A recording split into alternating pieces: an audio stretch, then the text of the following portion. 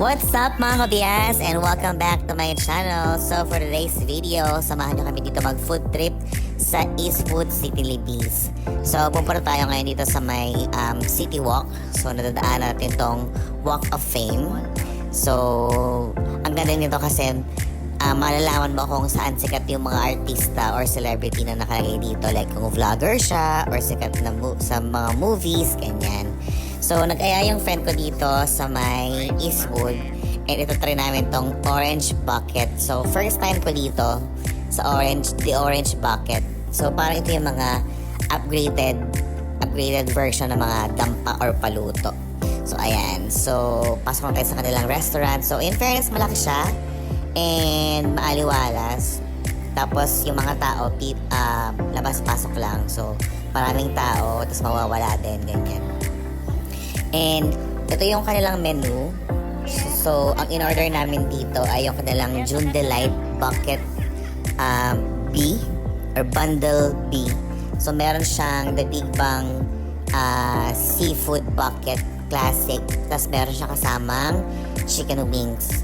So, wala siyang kasamang rice and drinks.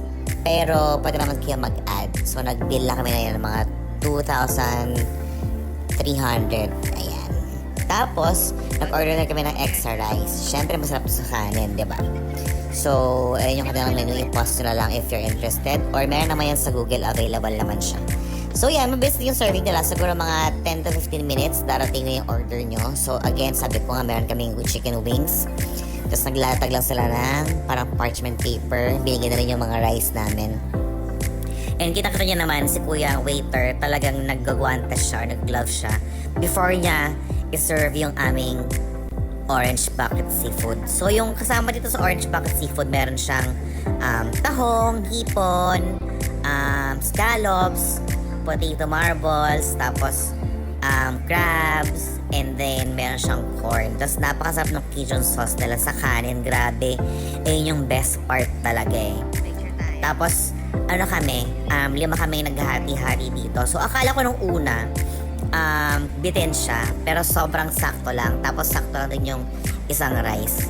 In all fairness. So yan, samahan nyo na akong mag-eating time. Tikman na natin ang ating orange bucket.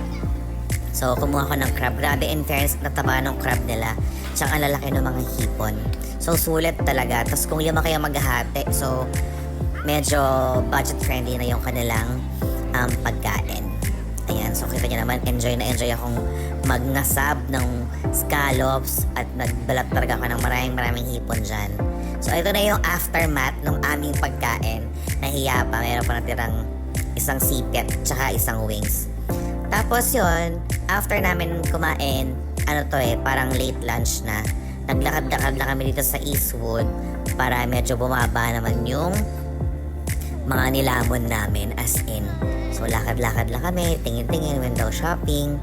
Binabalik-balikan namin yung mga memories nung magkaka-work kami dito sa Eastwood. Ayan. Tapos, nag-stop kami dito sa Mary Grace. Actually, hindi pa kakabayad sa friend ko niyan eh. Ito siya share namin na to. So, Bianca, babayaran kita soon, okay? Ayan, so nag-coffee lang kami, tapos nag-cake. So, nag-order ako ng parang ice mocha ata to. I forgot na. Tapos yung mga coffee dito nag-range lang naman ng mga 150 to 200 pesos. And sobrang na-enjoy ko yung cake ng mga time na to. Actually, hindi na ako masyadong mahilig sa cake. Pero in all fairness, masarap yung cake niya kasi yung tamis niya hindi siya rumorolyo sa lalamunan. Talagang natutungaw lang siya sa bibig. Kaya na-enjoy ko namin sobra yung cake niyan. Tapos, ayan o, meron kaming parang red velvet pa to. Tapos chocolate cake. Tapos parang may carrot cake ata kami dyan. Ayan. Sobrang sarap. At saka sobrang na-enjoy ko yung iced coffee kasi nga sobrang init na ng panahon na yon. So yun lang guys. Thank you for watching. E meron na tayong 1,016 followers. Sana dumami pa yung mga subscribers natin. Don't forget to like and subscribe. Thank you for watching mga kabiyas. Until our next vlog. Bye-bye!